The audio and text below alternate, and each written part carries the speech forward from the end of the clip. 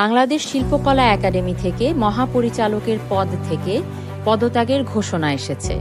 শুক্রবার সন্ধ্যায় মুনীর চৌধুরী প্রথম জাতীয় নাট্যোৎসবের সমাপনী অনুষ্ঠানে নাট্য ব্যক্তিত্ব সৈয়দ জামিল আহমেদ নিজেই তার পদত্যাগপত্র তুলে দেন। তিনি গত বছরের 10 সেপ্টেম্বর শিল্পকলার মহাপরিচালকের দায়িত্ব গ্রহণ করেছিলেন, কিন্তু মাত্র 5.5 মাস কার্যকাল পার হয়ে পদত্যাগের সিদ্ধান্ত নেন।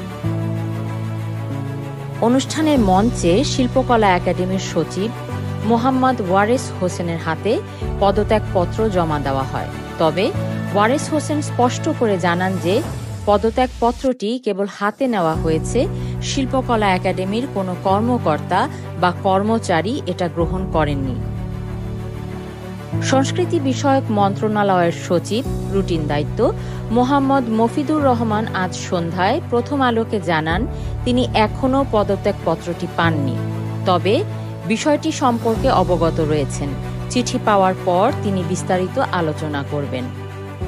এই বিষয়ে সৈয়দ জামিল আহমেদকে ফোন করার চেষ্টা করা হলেও কোনো সাড়া পাওয়া যায়নি। এই পদক্ষেপ আন্তর্জাতিক এবং দেশীয় পর্যায়ে বিভিন্ন প্রতিক্রিয়া সৃষ্টি করেছে, যেখানে শিল্পকলার প্রশাসনিক ব্যবস্থাপনা ও ভবিষ্যৎ দিক নিয়ে আলোচনা তীব্র হয়েছে।